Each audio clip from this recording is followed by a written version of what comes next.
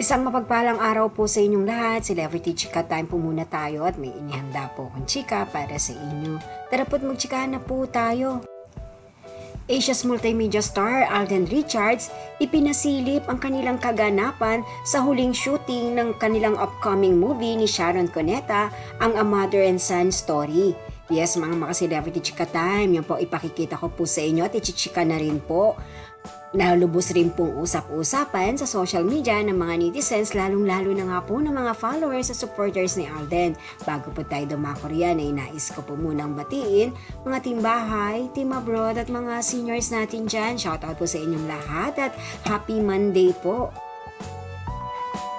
Sulit na nga po ang pagod at hirap ni Alden sa kanyang mga upcoming movie na parehas na pong natapos na. Yes po, pinakita po ni Alden ang kaganapan ng kanilang last day shooting o taping para sa kanilang upcoming movie ng megastar na si Sharon Cuneta entitled A Mother and Son Story. Kanilang pelikula po ay entry sa Metro Manila Film Festival sa darating po na buwan ng Disyembre. Samantala, silipin po natin ang kanilang kaganapan sa last day taping o shooting ng Mother and Son Story. Panuorin po natin.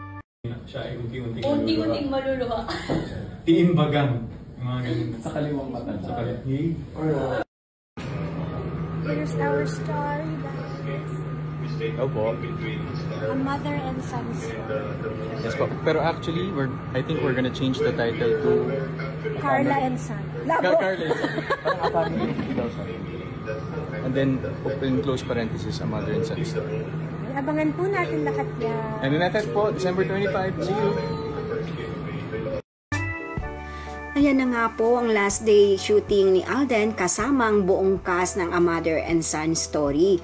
Tunay naman nga pong nakaka-excite na ang pelikulang ito na paniguradong hahakot din po ng award sa Metro Manila Film Festival. Dalawang pelikula po ang nakahanay ni Alden ngayong taon. Mauuna po ang 5 Breakups and a Romance with Julia Montes at susundan naman nga po nito A Mother Son Story with megastar Sharon Cuneta. Yan po ang aking chika updates for today. Salamat po sa inyong panunood. Huwag po kalimutang mag-subscribe. Pwede po mag-comment sa ibaba. Basta't wag lamang po harsh o nakakasakit sa isa't isa. Salamat po muli. Spread love, not hate.